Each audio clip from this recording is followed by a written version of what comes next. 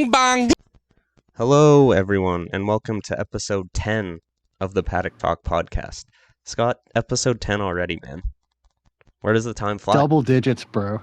I don't know. Like, it just seemed like a week or two ago we were chilling, relaxing, like, yo, we got to record this stuff. And look we're at 10. We're at 10. How many people have 10 episodes on a podcast? You know what? I'm just going to leave that be. Who would have thought? Not me. But, No, sir. yeah, sorry. The season does seem a bit long, though, just because we have had 2 extended breaks. That's why our last, 2-3 episodes have been a little more spread out. But, yeah, episode 10 already. It feels like yesterday we just started. Yeah, schedule break for one and then a natural disaster break for the other. Definitely not the way you wanted to go, but, you know. Yeah. I'm glad we're back talking about F1. This is like my favorite part of my day. Yeah, same here. I guess we'll get right into it. We haven't had an episode since Miami happened, so we'll get into a small update about that. Spoiler alert, not much happened. No, not a lot happened. I have a stat here. There was no yellow flag, no safety car, no virtual safety car, no red flag. Absolutely nothing happened. Everyone finished the race. We'll just get right into the finishing order. Yes, sir. So for the Miami Grand Prix, I'm pretty sure it's been a hot minute, but I'm pretty sure I called it was going to be a boring ass race, and it sure was. Finishing 20th in the last place was Logan Sargent, Oscar Piastri 19th, Nick Debris 18th, Lando Norris 17th, Zhou Guanyu 16th, the Hulk Nico Hulkenberg 15th, Alexander Albon 14th, Valtteri Bottas 13th, Sir Lancelot Stroll 12th, and Yuki Tsunoda 11th. Then we had K-Mag finishing 10th, Esteban Ocon 9th, the other Alpine Pierre Gasly in 8th, Charles Leclerc in 7th, Lewis Hamilton 6th, Carlos Sainz 5th, George Russell 4th, and rounding out the podium, Fernando Alonso in 3rd, Checo Perez 2nd, and Max Verstappen 1. Big shocker with the first and second. Oh, yeah. Freaking huge shocker. I'm so sorry. When you said Shaw's name, I kind of wanted to pinky out on my BioSteel. Did you hear that, BioSteel? We're repping you. Give us some freebies, man. But yeah, like it really was a snooze fest. Max was oh so dominant. Checo again was dominant, and everybody else was just so far off the pace. It wasn't even funny. Like the only thing you had to root for was Fernando getting the podium. Like that was the only thing we had going for us. Everything else was just so freaking dull. Yeah, from what I remember, I think we both had Shaw finishing first, right? In our predictions. I might have been drunk when I predicted that. I'm not 100% sure, but I think I did. And I definitely did. And like the first half of his race in Miami, he was looking pretty good. But later, after that battle with K-Mag, he just seemed to slow down. Couldn't get up past. You know what it was? Shoot. Ferrari didn't screw up their strategy. He's not used to this. He's used to battling with cars on the track and battling with freaking idiots in the pit road. And he had a calm race, and he was like, "What the hell do I do?" Yeah, I guess talking about that, I'll just go over my Miami predictions. So I had Charles finishing first, like I just said, or Shaw. Not correct. Checo finishing second. That was correct. Max Verstappen, we all know that's wrong. He finished first. And then last on my notes, it says Hulkenberg, but did I say Sargent on the podcast? I can't remember if I changed my mind. I think I did. Bro, I'm trying to find my notes. Yes, I am that old where my ass uses paper, and I grabbed the wrong notebook. I honestly, not gonna lie, didn't write yours down. That's all good. That's a big freaking oops on my part. Yeah, I know I had Yuki. I've been riding that Yuki train. Damn it. One day he's going to get that last place and I'm going to be vindicated. Yeah, I had Checo, Max, and Shaw just because, you know, I figured he was due, but yeah. Not. But Not. yeah, that's about all I remember from Miami, honestly.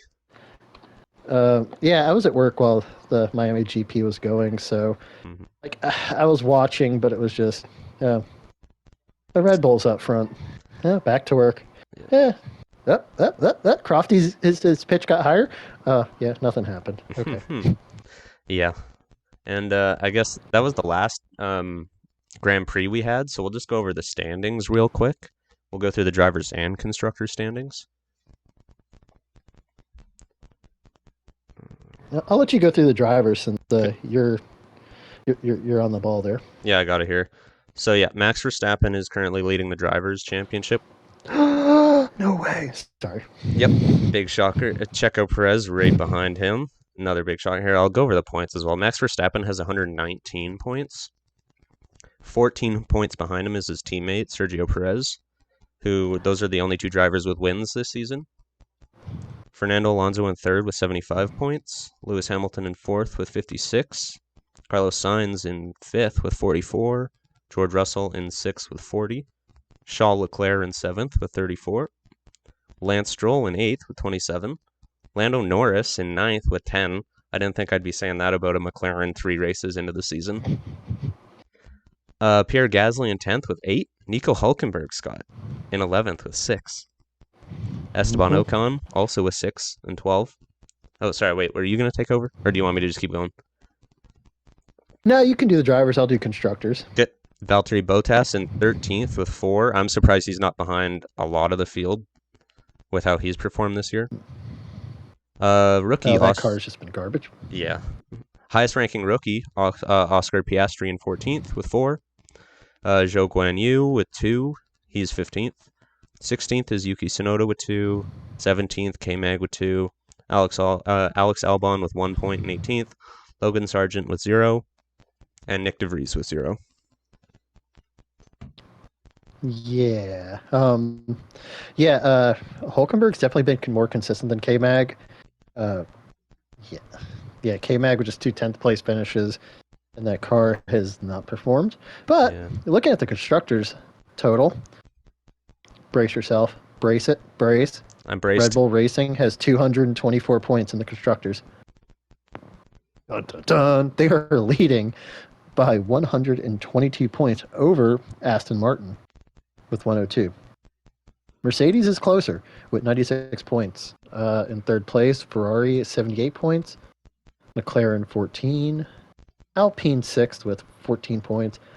Haas 8 points. Alfa Romeo 6. Alpha Tauri 2. And Williams with 1. So we're at Monaco, and all 10 constructors actually have points, which, in recent years this hasn't happened. It's normally 1 or 2 constructors haven't pointed yet. So in the mid-low pack, the racing's been pretty good, but yeah, Red Bull's been just so damn good. Yeah, my surprise is actually McLaren in 5th and Alpine 6th. Before the season, I would not have had that. Even 3 races into the season, would not have had that. McLaren looked like such dog shit from the beginning of the season. To be tied with Alpine this late just shows the struggles Alpine has had. And even being called out by their CEO. I don't know if you saw that. No, I didn't. Yeah, I guess the CEO was saying some harsh things about Alpine and how they perform, or how they have performed this season, and what is expected of them. And I know Otmar Safnauer hasn't been seen. I don't think that's just like the thing I've been getting since he said that. So I don't know. He's on the hot seat. Bro, he got whacked. I don't Whoa, know. he got whacked. You said he hasn't been seen. That's what I've seen. He's been pretty quiet since that's been said. So damn. No, but definitely Alpine has been dog shit. Australia, they were looking to get major points, and yeah, that did not happen. no. It's been McLaren's good stuff right there. Like I'm just so surprised with 5th with McLaren. Yeah. Haas, Alpha Tauri, and Williams are kind of where I thought they were, but I honestly thought Alpine was going to be more battling for the 4th and 3rd spot with that driver lineup. Yeah, and with the Williams, I guess you have to be a little happy that both cars are actually like watchable. No offense to Nicholas Latifi, but finishing or not finishing races or finishing them laps behind, not great to watch. And Yeah, Logan you know Sargent, I what? know he hasn't finished a lot, but he's a rookie and he has been showing some improvement. He's been very, very consistent. And you know what? Like, if we had Goat Tiffy still in the lineup, Miami would have been a hell of a lot more entertaining. That's true. Like, you gotta have the goat, the flying goat. Like, the shit's getting ridiculous, man. We need some yellow flags. We need some safety cars. Freaking pack the freaking lineup. Like, we need this. Yeah. But yeah, like Kyle said earlier, we did kind of have a little bit of a break because Imola was supposed to be last week, and it apparently decided it wanted to rain for like a week straight, and massive flooding caused the FIA to cancel the race. Which great job by the FIA because that area suffered so much flooding. Like I don't even know why teams even sent their crews down there. Like the flooding was just so ridiculous. Yeah, the one picture I saw circulating of the paddock being like it looked like multiple feet underwater. There was just no way a race could have taken place. Like you said, like staff for the event even being there was shocking, and tents being set Hmm. up and stuff like that.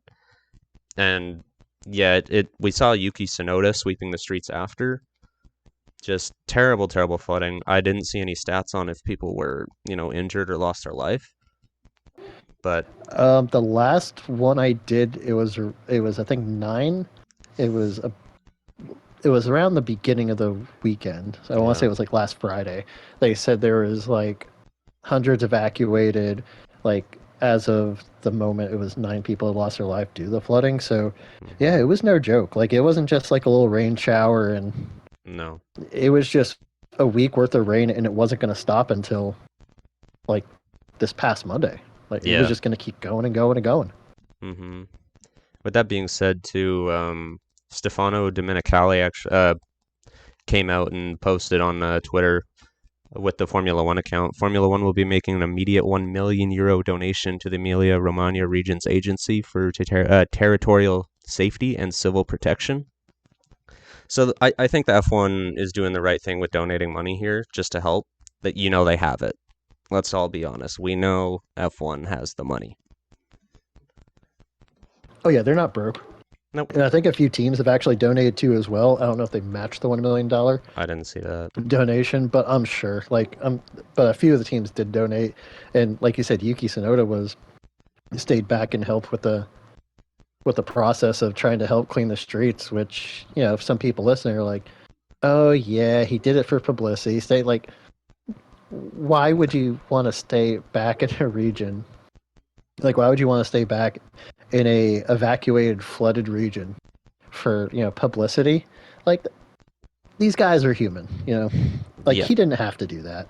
Like he could have just jetted back with sitting on Pierre Gasly's lap, and they could have jetted back towards Monaco to chill. But he stayed back, and props to Yuki. I don't think I'll put you as my last place finisher this week just for that reason. Oof.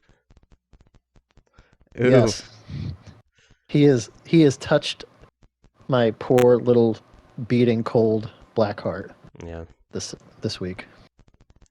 Well, now that we got some of the sad news out of the way, let's move in to the biggest spectacle in Formula One, the Monaco Grand Prix.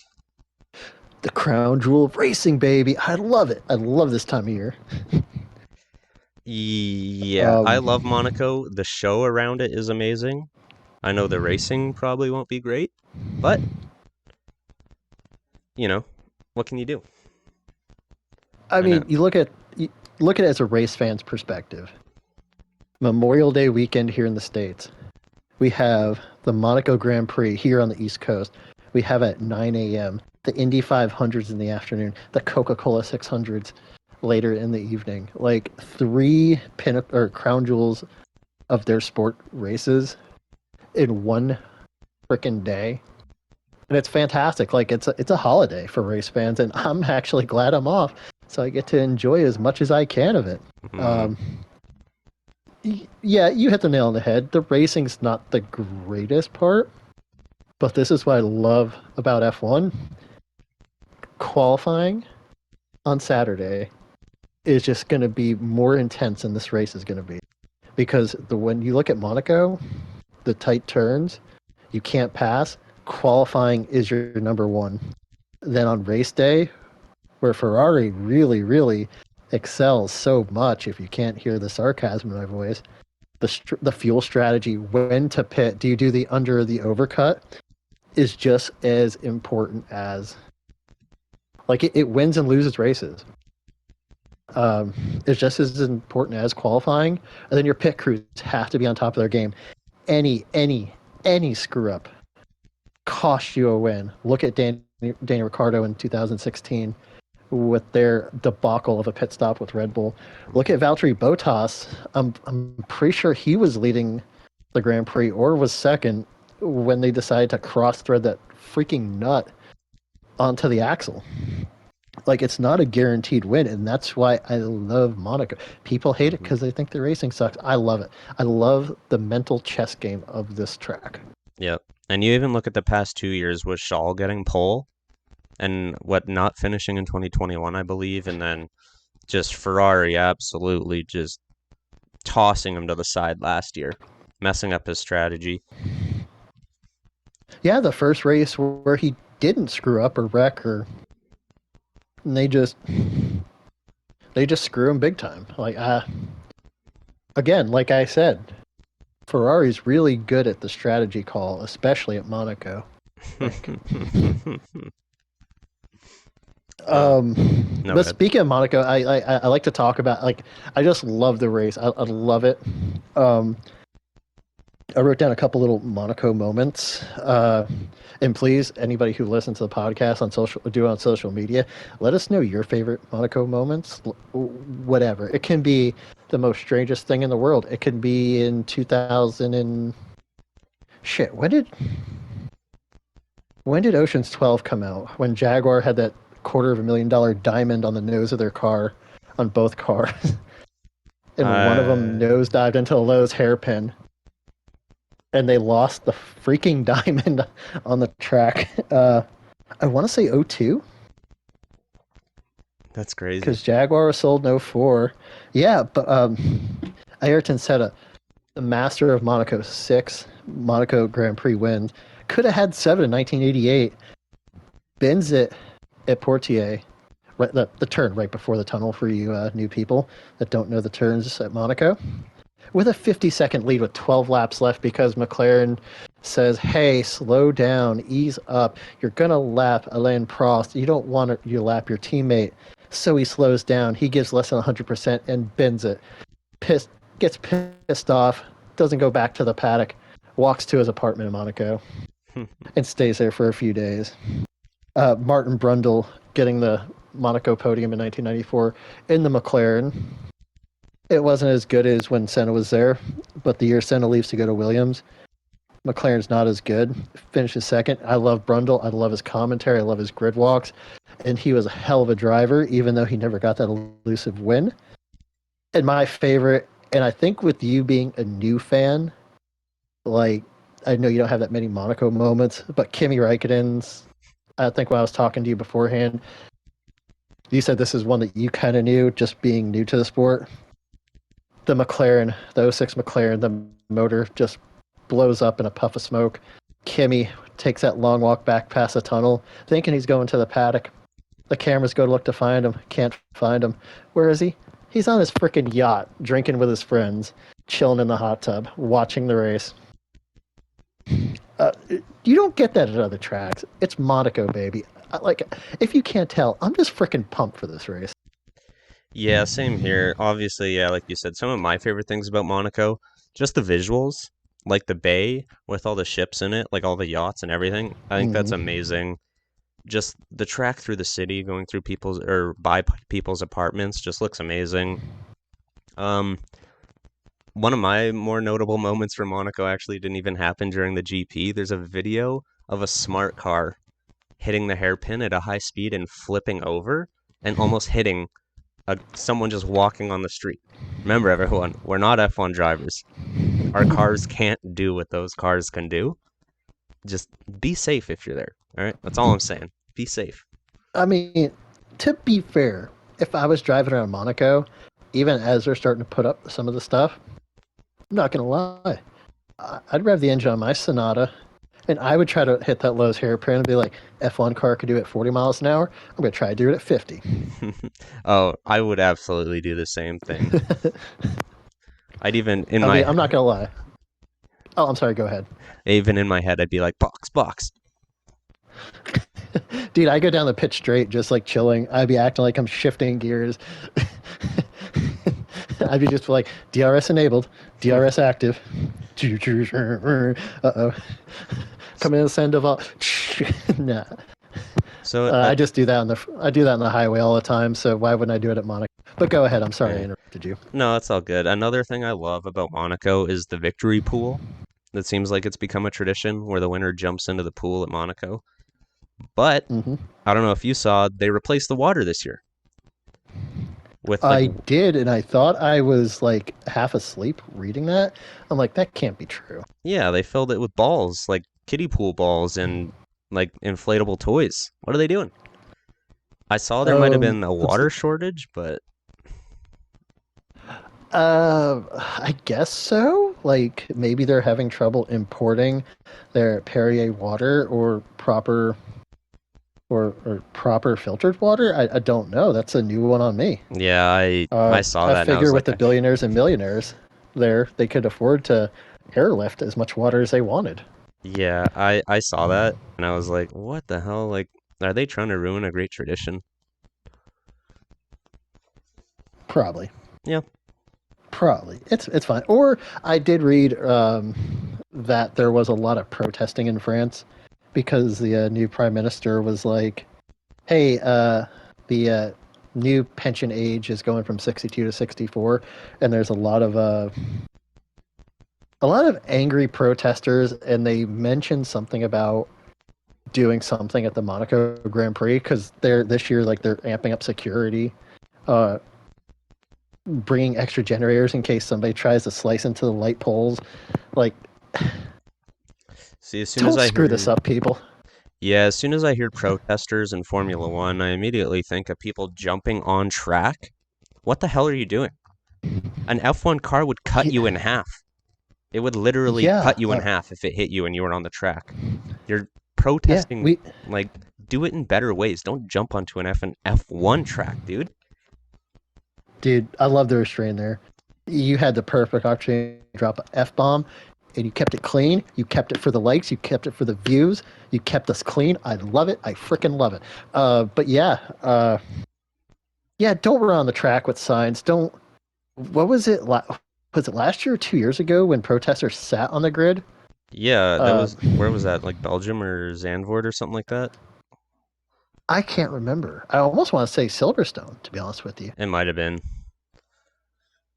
But yeah, like at the German Grand Prix, dude that got laid off by Mercedes decided to wave a screw Mercedes flag or something to that nature during the Grand Prix. Uh, I think at Silverstone, some guy ran onto the track on the hangar straight, like dressed in a kilt and some like he is some whacked out preacher who is now officially because he like I guess jumped the fence at 2 races. Now he's officially banned from every F1 event around the world. Yeah. Uh, yeah, don't protest. Like, just we need this. Like, Hmm. 2023 in racing hasn't been the greatest. Let us have this, people. Yeah, like I'm all for free speech and protesting, like you do you, but don't jump onto a Formula One track. Yes, agreed. Agreed. Uh, I'm sorry. I think I got us off on a tangent. I'm sorry if I've kind of padded our runtime. Hmm. This is what Monaco does to me. I'm Yeah. sorry, fans. I'm sorry. This is what Kyle has to deal with all the time when we're not recording. We'll start talking about something. I'll go. It's on a wild tangent about racing. Hmm. So should we get into? Unless you have anything else to add, uh, we had a couple practice sessions today because we are recording on Friday night, the eve of quali. Uh, and I never pulled up the practice times. That is a Uh, shame on me. I believe I don't have them either. I believe Carlos finished first in FP1 from what I saw. Yep, I think I Fernando was have it. second. It's Yeah, go ahead. Carlos, Fernando, and Hamilton were the top three in the first FP1 session. Checo was fourth, Shaw was fifth, Verstappen sixth, Lando seventh, Ocon eighth, Stroll ninth, and Albon 10th. But going into the second session, if I can pull it up, it gets back to normal. Max was first, Shaw was second, Carlos third, even though he did his best Shaw impression and bin the car, uh, bringing out the red flag. El Plan was fourth, Fernando Alonso. Norris fifth, Hamilton sixth, Checo seventh, Valtteri Bottas eighth, Gasly ninth, and Esteban Ocon 10th. Um, so the first session, I normally don't chalk it up to big. I don't. I don't. Normally, the first session is kind of a throwaway. It's mostly teams do their long run practice in Sims. The second practice is the one you have to look for because this is the time they qualify. This is the time the race is going to start. This is what their big setups are going to be. And it doesn't shock me that Max Verstappen is starting, is going to finish first in FP2. And Hmm. both Ferraris are looking very strong. They don't have the big straight line speed, but their uh, their cornering speed's looking good. And the Aston Martin, Fernando Alonso, Yep. I'm telling you, this could be the week. He's looking very strong. He knows that circuit like the back of his hand. He has wins there.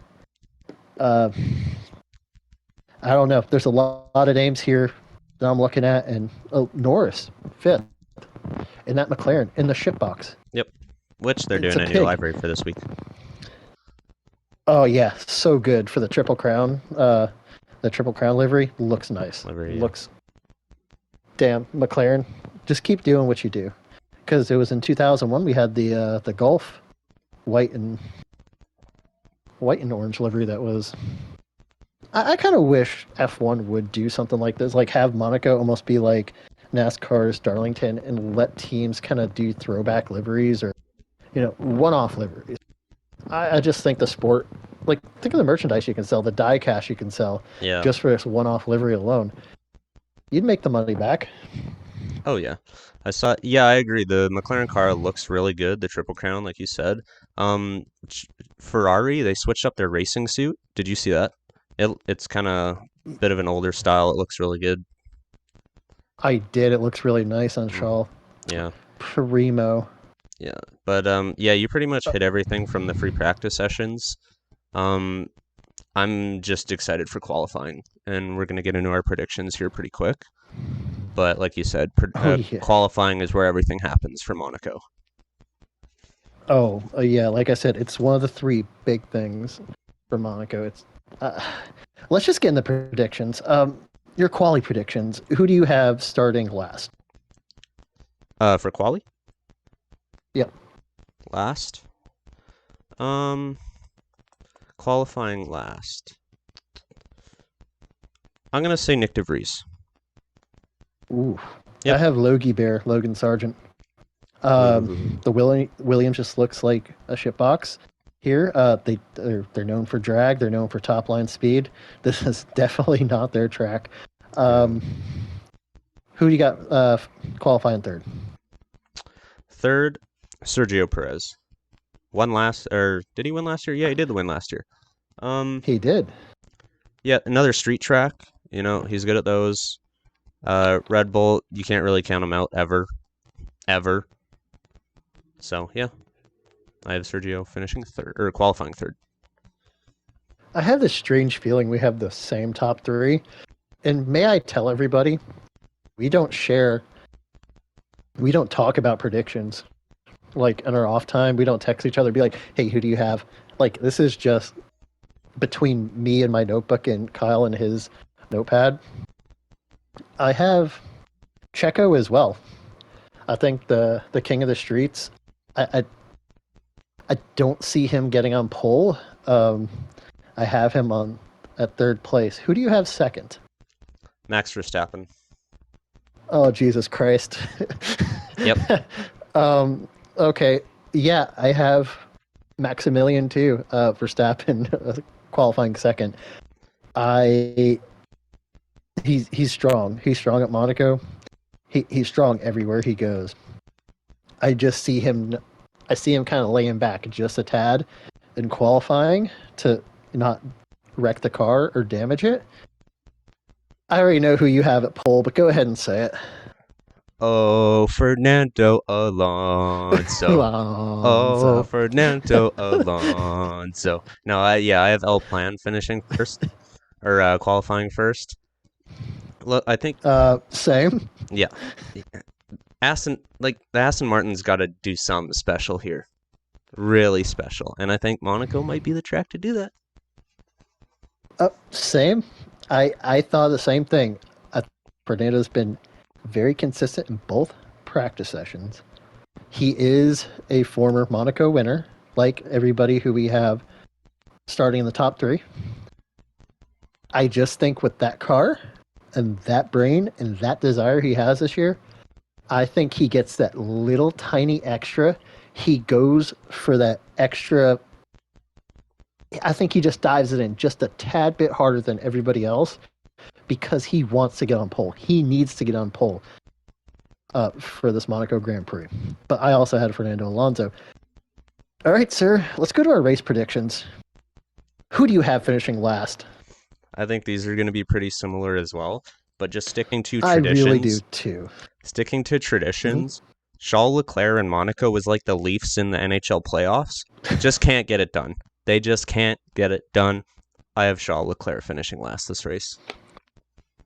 Jesus. Okay, yeah, we're gonna have the same thing, I believe. Agree. I'd love to see Charles Leclerc do good at his home race.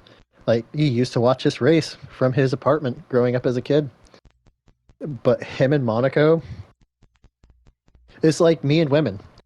Like they just repel each other. Uh, like he is repelled from doing good at this track. I don't know why. He is watched every race as a kid there. Like I don't get this. And his brother had I think F2 and F2 qualifying, wrecked in F2 qualifying. So it's a family tradition, honestly.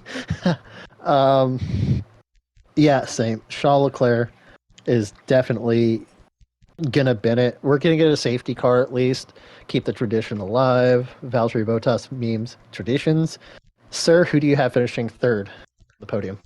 I have Lewis Hamilton finishing third on the podium. I think the Mercedes is Thank you. bringing multiple upgrades this race.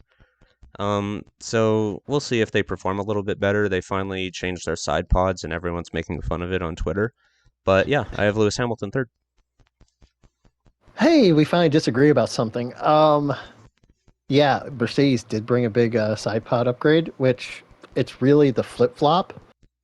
They brought the side pod upgrade from last year, the beginning of testing, and then went to the zero side pod at Bahrain. So now Mercedes have side pods. Like Yep. they have the big pizza dish on the side. Pretty impressive. Let's see if it helps. No, I don't have a Mercedes in the top three. I have Max Verstappen finishing on the bottom step of the podium. Uh, I just think I think this win is going to escape him. I think he may kind of take it easy or may kind of fight with his teammate a tad. Uh, I just see it. I'm predicting it at third. Sir, who do you have finishing on the second step of the podium? Yeah, so I agree with your thought on the Red Bulls fighting. That's why I have Max Verstappen finishing second. Um, I'm not going to ruin anything here. Well, kind of, but Checo's not going to be in my top three. I just think something's going to happen Mm-hmm. between them. We've seen Red Bull screw over Checo in the past. You never know what can happen with the championship those two are having being so close. Christian has a hard on for Max, so Max second, Checo out of the podium. Ooh, I agree because if we remember correctly last year, this is where the tension between Max and Checo started at Monaco when Checo took a dump in qualifying and ruined Max's qualifying lap. But I have Checo Perez finishing second. He is the the king of the streets after all. Like, this is his bread and butter. I do think those two are going to fight it out more and give my winner more of a chance to win. So, sir, who do you have winning the Monaco GP? Since I already sang the song, I'll just say it. Fernando Alonso. I think he's going to get the win. I think Aston Martin's going to be clicking all weekend. I think Mike Crack was talking earlier, and he said, everything's got to be on point. The pit stops, the plan, qualifying, everything has to be tip top. And that's why Fernando I gets the dub. totally 100% agree. I think Aston Martin going into this race with that car with Fernando Alonso. Oh, by the way, I have Fernando Alonso winning the race too as well. I think they are on top of their game. Aston Martin announces Honda is going to be their engine supplier in 2026. Didn't think we were going to bring it up. Thought we forgot, Yep. fans. We didn't. We were leading to this moment. Uh, Alonso has been consistently third, but that car has been consistently fast at tracks during the twisty, tight sectors of tracks. They haven't had the big straight line speed, but where that car makes up is in the gritty, turny areas, and that is what Monaco is all about. And you have the maestro himself behind the wheel of that car when that team is clicking on all cylinders. Like, honestly, I think when Fernando wins the podium or gets the podium, gets to see the Prince and Princess of Monaco, gets to hear the Spanish national anthem, I think that's when Lawrence Stroll finally hands over the adoption papers over to Fernando and Mhm. finally officially adopts him on the podium as his legitimate son. That's my prediction too. Yeah. We're gonna see it. I Yeah, I think when Fernando wins, Lawrence is going to emerge from a screen and pull out the Infinity Gauntlet just with everything that's gone on with Aston Martin lately. He just seems to have the F1 world by the balls. And like you said, I'm really excited for Honda to start making a power unit for Aston Martin, just with all the success they've had at Red Bull. Very excited for what the I'm just future ready to make holds. the memes for it. Like, this is gonna be if Fernando stays when he's 44 with Honda. Uh, when Honda takes over or goes with Aston Martin, the GP2 motors, him taking the chair out and chilling, sunning because the car was such a piece of shit with that Honda engine. Like, I kind of want to see this now. Like, I want to see this. It's like a bad relationship that starts out. It's going to blossom into a full works powertrain unit or power unit for Aston Martin. Yeah, Like I said, Aston Martin is buzzing. They are humming. Hockey terminology. They are tape to tape passes, not even looking. They are humming. They are buzzing, baby. And I think this is a race where they show the world where they're at. I agree. Um, yeah, that's all I had on Monaco. Did you want to talk about the Lewis Hamilton and Ferrari rumors? Because I kind of wanted to talk about that a little bit, Uh, just a tiny bit. yeah. Ooh, man, throwing a curveball in. We didn't have Hmm. this noted out, but yeah, since you let's talk about it. What did you have to think about it? Because I have some opinions on it. Yeah, same here. So before we started recording, I was kind of thinking about it more. And like you said the other night, why would you pay $40 million a year or euro a year, whatever it is, for someone to be your second driver, assuming the contract negotiation with Shaw is going well? Because that's what I've been seeing, and that means Carlos is leaving. But why would you pay 40 million for a second driver? Unless, and get this, unless Shaw actually leaves and Carlos stays. Because do you expect Lewis to be a number two driver with 40 million? Do you expect Shaw to be a number two driver? Hmm. I just don't think Lewis takes 40 million to be a number one driver. I'd figure it'd be 50 or more because he makes 60 right now Hmm. with Mercedes. But yeah, I think Ferrari could wear Charles Leclerc down to the point where he might leave because he'll be 27, 26 when his contract's over, but he'll look like he's 80 with all the stress. Like, look at Seb, looked young and healthy, leaves Ferrari like he's like balding. He has to grow his hair out. Like he, Like that's what it does. That's what Ferrari does to you. Uh, the stress of that team. Hmm. Um, And then, but yeah, I just can't see Lewis though.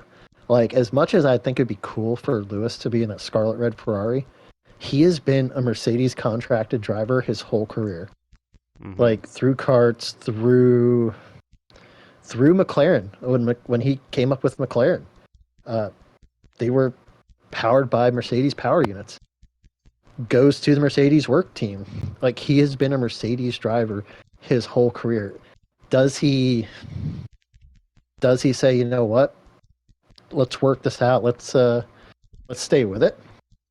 Let's see if we can do this. Like let's right the ship before I retire Yeah. at Mercedes. I can't see it happening. I think Shaw is their guy in Ferrari. They found a young face who they have a great lineup. Him and Carlos, that's a great tandem. Like I don't know why you'd want to break that up to bring an aging veteran and pay him an astronomical amount of. Hmm. That's just my opinion on it. Yeah, I'm gonna agree. I don't see it happening either. I think this is purely a negotiating tactic from Ferrari, just putting this out there, being like, "Hey, Shaw, if you leave, we might have another option as a number one driver." So maybe to drive his price down, but that's purely what I see it as, is just Ferrari putting something out into the media as a negotiating tactic. You see it in sports all the time. Oh yeah, um, I did like when they brought it up to him. I think it was yesterday, where he's like, "I got to be careful answering this because if I say I'd like to have Lewis as my teammate, all the sports headlines are going to say Charles Leclerc wants Lewis Hamilton as his teammate, or Lewis to Ferrari confirmed." Yep. And you Um, know the North American media would do that. oh my God, you're not kidding. The British media would probably like they may blow that country up if that happened because they'd be like, no, no, he can't go to Ferrari, no. Uh, but yeah, it's Lewis is going to stay at Mercedes. Toto Yeah. and Lewis have a special bond there, and Lewis just like he can do what he wants to do. Ferrari is kind of uptight with their drivers on doing social media stuff. They have loosened up in the past few years, but you got to think 5 years ago, as a Ferrari driver, you weren't allowed to have social media at all. Like it was old school. You couldn't do this, you couldn't do that without Ferrari approving what you're doing. Like I said, they've kind of loosened it up a tad, but Lewis is a free spirit. He loves to show off on Instagram, Facebook. Um, I just don't see it meshing in Ferrari like their strict old school ways. Like, I Yeah. think he'd be stupid to leave this this perfect position he is in Mercedes. Yeah, absolutely agree.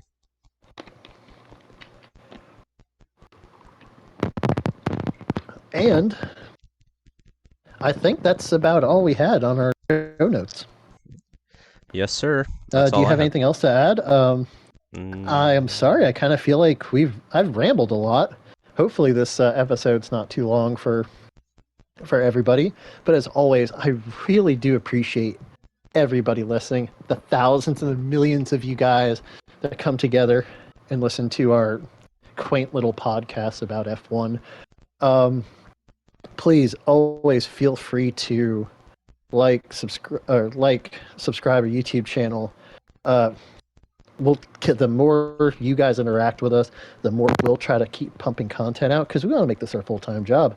We don't like abs- be working stiffs. We want to be content creators. We want to be with the fans. That's why next month when F123 comes out, we want a Twitch stream. We want to have fun. We want to interact with you guys.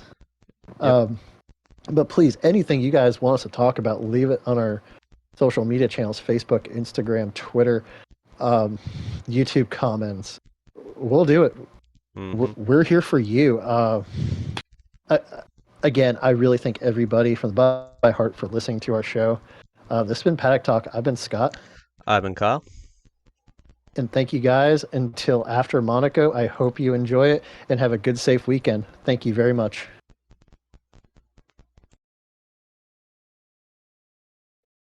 Hey everyone, thanks for listening to Paddock Talk. Don't forget to like and share the episode and check us out at Paddock Talk on Spotify, Apple Podcasts, YouTube, Facebook, Instagram, Twitter, and Discord.